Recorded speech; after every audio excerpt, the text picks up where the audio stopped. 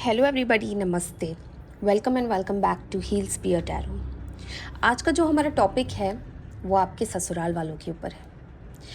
क्या नीयत है उनकी, क्या सोचते हैं आपके बारे में, और इस साल आपका और उनका रिश्ता कैसा रहने वाला है, उसके ऊपर थोड़ा आज गौर फरमाएंगे और देखते हैं बाबा जी आपको क्या गाइडेंस देते हैं। तो आइए गणपति बापा का नाम लेके शुभ शुरुआत करते हैं। जब मैं कार्ड शफल करूंगी आपको भी अपनी प्रार्थना करनी है अपने ईश्वर से, जिसे भी आप सबसे ज़्यादा मानते हो। अपने क्वेश्चंस रखना, मैं भी आप लोगों के लिए प्रार्थना करूंगी ताकि आपकी, मेरी और मेरे कार्ड्स की एनर्जीज अलाइन हो जाए। तो आइए, गणपति बापा मोरया, मंगल मूर्ति मोरया।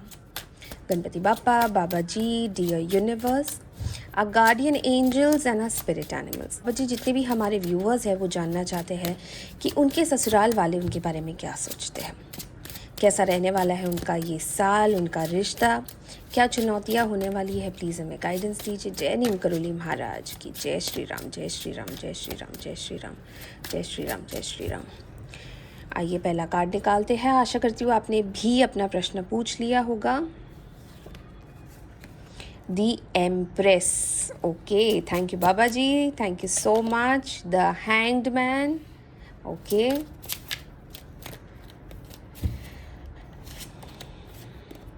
Six of pentacles. काफ़ी अच्छे अच्छे कार्ड्स आ रहे हैं। Four of swords. Okay, thank you Baba ji, thank you divine. Queen of wands. Okay, thank you so much divine, thank you Baba ji. Wheel of fortune. Okay, thank you divine, thank you so much. Ace of swords. एक और card निकालते हैं। Two of wands. Okay, thank you so much Baba ji, thank you divine. एक और deck से हम कुछ cards निकाल लेते हैं ताकि हमें और ज़्यादा क्लैरिटी मिले। जय श्री राम, जय श्री राम, जय श्री राम, जय Shri Ram.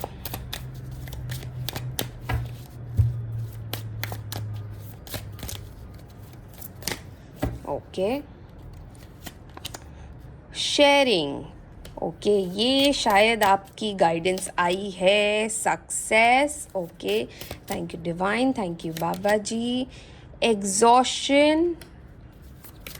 Thank you divine, thank you divine, thank you so much. Breakthrough. Okay, काफ़ी सारी यहाँ पे जो गाइडेंसेस आ रही है वो आपके लिए आ रही है। Postponement. Thank you divine. Schizophrenia. Okay, thank you so much divine, thank you divine. तो आइए मैं सबसे पहले आपको कुछ इंपॉर्टेंट नंबर्स बता देती हूँ। ये आपके और आपके फैमिली मेम्बर्स से कनेक्टेड हो सकते हैं डायरेक्टली, इनडायरेक्टली, उनकी डेट ऑफ बर्थ या मैरिज एनिवर्सरी। तो आपके लिए बहुत ही आसान हो जाएगा ये पता करना कि ये कौन सा व्यक्ति है जो आपको नुकसान पहुँचाना चाह रहा है। Numbers are 2, 4, 6, 10, 12, 3 and 9। तो ये कुछ इंपॉर्टेंट नंबर्स है। 11 भी है, तो ये कुछ इंपॉर्टेंट नंबर्स है। इसके अलावा जो मुझे सबसे ज़्यादा एनर्जी आ रही है, बहुत ही ज़्यादा फायर साइन की एनर्जी आ रही है। तो हो सकता है आपकी फैमिली में जो सबसे ज़्यादा आपको तकलीफ़ दे रहा है या आपको बहुत ज़्यादा आपके लिए बर्डन बन रहा है वो फायर साइन है, यानी कि एरीज, लियो, सैजिटेरियस, यानी कि मेष, सिंह, धनु राशि का व्यक्ति है। तो सबसे पहले मैं आपको बता दूं ये आपके बारे में क्या सोचते हैं। ये आपके बारे में ऐसा सोचते हैं कि जब से आप इस घर में आए हो, जब से आपकी शादी हुई है, आप एक एम्प्रेस बन के आए हो। अच्छा, यहाँ पे बहुत सारी जो मेरी बहनें हैं जो ये वीडियो देख रही है, देयर इज़ अ पॉसिबिलिटी कि आप प्रेग्नेंट हो, आप कंसीव कर चुके हो, या तो आप इस साल कंसीव करने वाले हो मार्च के बाद कभी भी, या तो देयर इज़ अ पॉसिबिलिटी कि आपका जस्ट अभी बेबी हुआ है जिसकी वजह से भी बहुत सारी प्रॉब्लम्स हो रही है।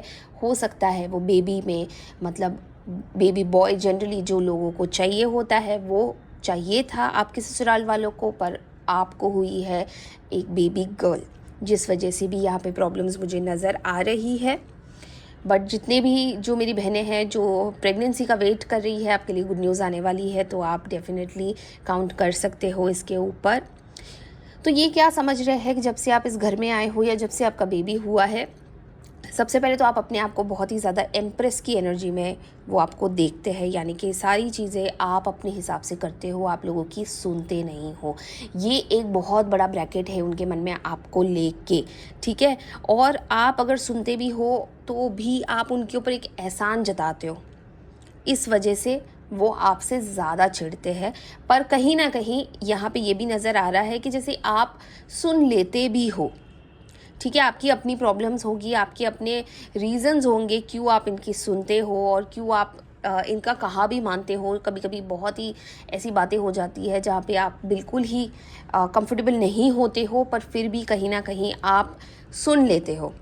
और इसमें बहुत सारी ऐसी भी बातें होती है जब आपका दिल नहीं होता, आपका मन नहीं होता, जैसे किसी के घर जाना होगा, कोई गेस्ट आ गया होगा, तो बहुत सारी छोटी छोटी चीज़ें होती है जो आपने प्लान नहीं की होगी, आपके मन में नहीं होगी, पर आप सुन लेते हो, आप मान लेते हो और कभी कभी जता भी देते हो कि देखो मेरा मन तो नहीं है, आपका है, इसीलिए मैं ये कर रही हूँ। तो वो आपको इसी एनर्जी में देखते हैं कि इसको बोलना मतलब प्रॉब्लम है, क्योंकि ये कर तो लेगी पर ये मुंह ज़रूर बना लेगी, ठीक है। तो वो आपको एम्प्रेस वाली एनर्जी में देख रहे हैं। इसके अलावा वो ये सोचते हैं कि आप बहुत ही सोच समझ के आगे बढ़ते हो। देखिए, जब भी कोई लड़की शादी करके किसी भी घर में जाती है ना, तो वो डे वन से नहीं सोचती है कि मैं इसका जीना हराम कर दूंगी, मैं अपने ससुराल वालों का जीना हराम कर दूंगी और मैं इनको चैन की सांस नहीं लेने दूंगी। नहीं, ऐसा नहीं होता है। कोई भी लड़की शादी करके इस इरादे से तो डेफिनेटली नहीं जाती है। वो चुप रहती है, सहन करती है, और जब सहन शक्ति एकदम टूट जाती है ना, तब वो बोलना शुरू करती है।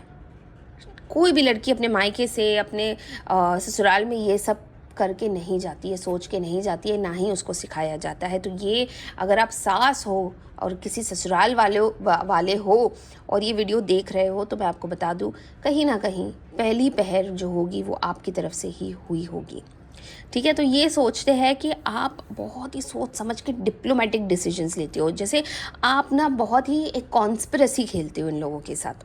तो ये आपको इसी नज़रिए से देखते हैं। ये सोचते ही नहीं है कि आप एक फैमिली का हिस्सा बन के आए हो, now you are part of the team. वो आपको टीम मेट की तरह देख ही नहीं रहे, वो आपको एक आउटसाइडर की तरह ही देखते हैं। इनको लगता है कि ये आपको कुछ भी बोलेंगे, ये आपको कुछ भी कहेंगे, या कुछ भी छोटी से छोटी बात होगी तो आप बहुत ही षड्यंत्र रचा के अपने पति से बात करोगे, ठीक है। आप इस बात का बतंगड़ बना दोगे। तो वो उनको लगता है कि आप एक सोची समझी साजिश करते रहते हो इनके खिलाफ, ठीक है। पर कहीं ना कहीं मुझे ऐसा लगता है जैसे आपके ऊपर ही इतनी तलवारें लटकी हुई है, इनकी रिस्पॉन्सिबिलिटीज़ होगी, इनका कहना सुनना होगा, घर की रिस्पॉन्सिबिलिटीज़ होगी, बेबी की रिस्पॉन्सिबिलिटीज़ होगी। आपके तो खुद के ऊपर इतनी तलवारें लटकी, आपके पास तो समय ही नहीं है ये सब सोचने का। आपका तो दिमाग ही नहीं जाता होगा कि ये कौन सी क्या सोचते हैं आपके बारे में। तो आपका तो दिमाग ही नहीं जाता है, क्योंकि आप इन सब चीज़ों में ही इतना ज़्यादा उलझे हुए हो। वैसे तो यहाँ पे देखो शेयरिंग की एनर्जी आई है आपको लेके कि आप बहुत ज़्यादा शेयरिंग हो, बहुत ज़्यादा गिविंग हो, ठीक है। कुछ भी होगा, छोटी से छोटी बात होगी, घर में कुछ आया होगा, फ्रूट होगा, या जैसे यहाँ पे देखो ना, उसको बांटना बहुत पसंद है। यानी आपको, आप सोचते हो कि मैं इनके साथ अपनी गुड न्यूज़ शेयर करूँ, मैं इनको अपने जीवन के बारे में बताऊँ, मेरे साथ अगर कुछ अच्छा हुआ है तो मैं, कहते हैं ना खुश खबर ऐसी होती है जो, और जितने लोगों को पता चले उतनी ही ज़्यादा खुशी होती है। तो आप बहुत ही शेयरिंग किस्म के इंसान हो, एडजस्टिंग किस्म के इंसान हो, ठीक है। आपको तो सवाल ही नहीं उठता कि आपको ये सब लगे कि आप ये सब पॉलिटिक्स में जाओ, फैमिली पॉलिटिक्स जो चल रही है। तो आप तो जहाँ जाते हो आप चाहते हो कि खुशियाँ ही खुशियाँ बिखेरो, है ना। देखो ये कैंडल लेके जा रही है, मतलब वो अपने अपने साथ हर जगह पे खुशियाँ बिखेरना चाह रही है। पर आपके जो ससुराल वाले हैं, इनको ना आपसे एक प्री कंसीव नोशन हुआ है, यानी कि आपसे जब आप बहू बन के आए हो उसके पहले से इनके मन में ना कुछ आपको लेके एक जजमेंट है, और वो जजमेंट ना ख़त्म ही नहीं हो रहा है। तो वो खींचता चला जा रहा है। नए नए मौके आते रहते हैं, नई नई चीज़ें बनती रहती है, नई नई बातें निकल के आती रहती है। कितना ही बैलेंस कर लो, कुछ भी नहीं हो रहा है, ठीक है। मतलब इनको आप समझा समझा के थक गए कि आप इनके परिवार का हिस्सा हो, आप बाहर वाला नहीं हो, कोई ऐसा इंसान नहीं हो जो उनका घर उजाड़ने आया हो बेसिकली, ठीक है। तो नए नए मौके मिलते रहते हैं आपको प्रूव करने के लिए कि आप एक इनकी ही टीम के मेंबर हो अब। पर ये जो भेदभाव हो जाता है ना, इससे आपको प्रॉब्लम हो जाती है। ये भेदभाव आपको समझ में नहीं आ रहा है कि आपको ये समझ में नहीं आ रहा है कि कितना प्रूफ करे। लॉयल्टी एक एक पॉइंट तक प्रूफ की जाती है, कितनी प्रूफ करें। तो आप थक गए हो, अब आप इनके हिसाब से चल के, आप वो बैलेंस कर कर के, मतलब इनकी रिस्पॉन्सिबिलिटीज़ निभा के अब आप ना एग्जॉशन पे आ गए हो। अब आपका लिमिट क्रॉस हो गया है, अब आप थक चुके हो। पर कहते हैं ना कि जब टाइम होता है, जब बुरा टाइम होता है तो अच्छा टाइम भी आता है। और सबसे अच्छी बात यह है कि यहाँ पे आया है व्हील ऑफ फॉर्चून का कार्ड। अब ये क्या है, जो भी चीज़ आपने अभी तक सोची है, जो आपका एक ये था, गोल था, वो पूरा होने वाला है। आप देखोगे इस साल ना, अब जो पावर गेम जो थी ना, जो उनके पक्ष में थी, आपके ससुराल वालों के पक्ष में थी, वो पावर अब आपके हाथ में आने वाला है। समय का पहिया जो है वो आपकी तरफ आने वाला है। Tables are going to turn. और यहाँ पे जो आपने अपने लिए सोचा था, जो एक लाइफ आपने अपने लिए सोची थी शादी के बाद, अपना घर, अपना परिवार, वो जो आप सोच रहे थे, जो आपको नहीं मिला है अब तक। मुझे नहीं पता आपकी शादी को कितना टाइम हुआ है, पर काफ़ी अरसा हो गया है, काफ़ी अरसों से ये सब चल रहा है, ठीक है, वो पूरा होने वाला है। तो यहाँ पे आपको बहुत सारी, जो मेरी बहनें ये वीडियो देख रही है, बहुत सारी ऐसी लड़कियां हैं जो काम करती है, जो एक करियर ओरिएंटेड वुमन है, या अगर नहीं भी है तो अब आप सोच रहे हो कि नहीं मुझे भी काम करना है। तो यहाँ पे एक बहुत ही बड़ी अपॉर्चुनिटी आने वाली है। कोई ऐसी जॉब, कोई ऐसा प्रमोशन, कहीं पे कुछ ऐसा होने वाला है जहाँ पे अब आप अपनी ज़िंदगी का फ़ैसला लेने वाले हो, कुछ बड़ा फ़ैसला लेने वाले हो, जिससे आपकी पूरी की पूरी ज़िंदगी बदलने वाली है। और आप इस सब पागल खाने से ना दूर जाने वाले हो। क्योंकि देखिए, queen of wands and to of wands दोनों एक साथ आया है। आप बेशक अपनी रिस्पॉन्सिबिलिटीज़ जो आपके ऊपर है वो नहीं छोड़ोगे, है ना। फैमिली एक ऐसी चीज़ होती है जो गलत भी होती है ना, तो भी आप उसे पीछा नहीं छुड़वा सकते, क्योंकि आपकी ही फैमिली है ना। तो आप उनसे पीछा तो नहीं छुड़वा पाओगे। आप और ना ही आप अपनी रिस्पॉन्सिबिलिटीज़ गिव अप करना चाह रहे हो, पर आप इस सिचुएशन से डेफिनेटली बाहर निकलना चाह रहे हो। तो कहीं ना कहीं जब पावर गेम आपके हाथ में आने वाला है, और जब आप अपनी ज़िंदगी का फ़ैसला लेने वाले हो, उस टाइम पे आपको इमोशनली बहुत ज़्यादा तोड़ा जाएगा, ठीक है। ये तो घर तुड़वा रही है, ये तो मेरा बेटा मुझसे अलग कर रही है, इसको तो सिर्फ अपनी पड़ी है, हम बुढ़ापे में किसका सहारा लेंगे, बहुत सारी चीज़ें होने वाली है। तो ये जो है ना, ये टाइम आपके लिए बहुत ज़्यादा स्ट्रेसफुल होने वाला है, क्योंकि यहाँ पे आपको आपके फ्यूचर के लिए भी सोचना है। आपको आपके आने वाले बच्चे, या ऑलरेडी जो आपका बेबी हुआ है उसके बारे में भी सोचना है। आपको आपकी और आपके हस्बैंड के बारे में सोचना है। तो काफ़ी जद्दोजहद होने वाली है इस सिचुएशन में, जब टाइम आपके फेवर में आएगा, जब आप अपने लिए फ़ैसला लोगे। पर बहुत अच्छी बात है, जो मैं कह रही थी कि ये वाली जो एनर्जीज़ है वो आपके लिए आ रही है, आप इससे बहुत ही बखूबी बाहर निकलने वाले हो। आप कोई भी ऐसी गलती नहीं करोगी, कोई ऐसा गलत फ़ैसला नहीं लोगे जहाँ पे आपके ऊपर उंगली उठेगी। आप सारी चीज़ें बहुत ही बखूबी मैनेज करने वाले हो, और इन लोगों का ना मुंह बंद होने वाला है। ये जो आपको बाहर वाला समझ रहे थे, ये जो आपको अपना टीममेट नहीं समझ रहे थे, टीम प्लेयर नहीं समझ रहे थे, वो ही लोग कल को आपको शाबाशी देंगे, क्योंकि आप अपने लिए तो ठीक है, बट उनके लिए भी बहुत बेहतर करने वाले हो। और इसकी एक और गवाही मिली है यहाँ से हमें, बाबा जी के पास से, सक्सेस। जून तक आप देखोगे कि ये सारी चीज़ें ना टक टक टक सॉल्व होने वाली है। और ये सॉल्व ऐसी होगी कि जहाँ पे आप बाहर निकलोगे इस सिचुएशन से अपने अधिकार के साथ, अपने स्टैंड के साथ, अपने लिए कुछ कर दिखाकर, और इन सब का मुंह बंद करके। देखिए क्या होता है ना, बहू से बहुत सारी चीज़ें एक्सपेक्ट की जाती है। जब बहू नई नई आई होती है तब इनको ताने मारे जाते हैं, इनको रुलाया जाता है, और फिर बुढ़ापे में ना उसी बहू से सेवा भी एक्सपेक्ट की जाती है। पर क्या आप सच में डिज़र्व करते हो? जब आप किसी के साथ ऐसे बिहेव करते हो जहाँ पे आप उसको जूतों की नोक पे रखो और अपने ही बुढ़ापे में आप उसी से मदद की और सेवा की एक्सपेक्टेशन रखो, क्या आप सच में डिज़र्व करते हो? ये कर्मा का साइकिल है ना? जब आप पावर में होते हो, आप किस तरीके से रिस्पेक्ट देते हो या बेइज्जत करते हो, वो सारी चीज़ें घूम के आपके पास ज़रूर आती है। और वो उसी टाइम आती है जब आप सबसे ज़्यादा लाचार होते हो और आपको उसी इंसान की ज़रूरत पड़ती है। कहते हैं ना, जब आप सक्सेस की सीढ़ी चढ़ते हो और आप जिन जिन लोगों को मिलते हो ना, जब आप वो सीढ़ी उतरते हो ना, आपको वो लोग भी उसी जगह पे मिलते हैं। तब आपको समझ में आता है कि आपने क्या सही किया था, क्या गलत किया था। तो ये उन सारे ही सास ससुर और नंदों के लिए, जेठ जेठानियों के लिए या देवर देवरानियों के लिए ये वीडियो उन लोगों के लिए है कि ज़रूरत तो आपको भी पड़ेगी, तब जब आप सबसे ज़्यादा लाचार होगे। और जब सामने वाला आपकी हेल्प नहीं करेगा या आपके लिए खड़ा नहीं रहेगा, तब शायद आपको पता चलेगा कि अकेला होना एक पूरे फैमिली में कैसा फील होता है। आइए देखते हैं यहाँ पे एंड ऑफ द डेक की क्या एनर्जी आई है। Night of pentacles. सावधानी से चले। आप जिस रास्ते पे निकले हो, जो आपने डिसाइड किया है, बहुत ही अच्छा डिसाइड किया है। सावधानी से आगे बढ़ना है, एक स्टेप एट अ टाइम।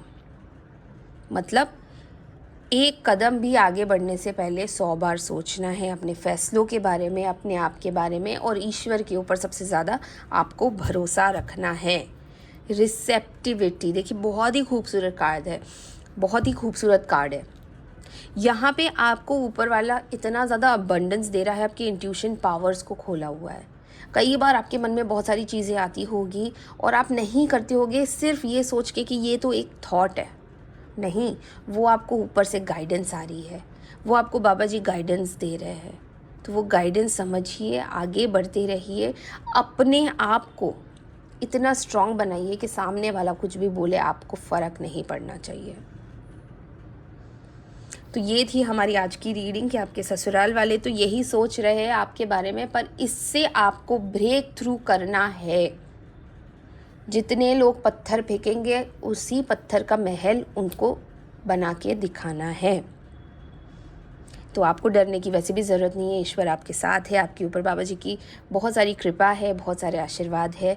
तो आई होप आपको ये वीडियो पसंद आया होगा और आपको इस वीडियो से कुछ पॉजिटिविटी मिली हो तो ज़रूर लिखिएगा, I claim this positive energy, और अपने ईश्वर का नाम ज़रूर लिखिएगा जिससे आप सबसे ज़्यादा मानते हो, जैसे कि जय नीम करोली महाराज, हर हर महादेव, जय माता दी, गणपति बाप्पा मोरिया, जिसे भी आप सबसे ज़्यादा मानते हो उनका नाम लिख दीजिएगा। मैं समझ जाऊँगी बाबा जी की गाइडेंस आप तक पहुँच गई है।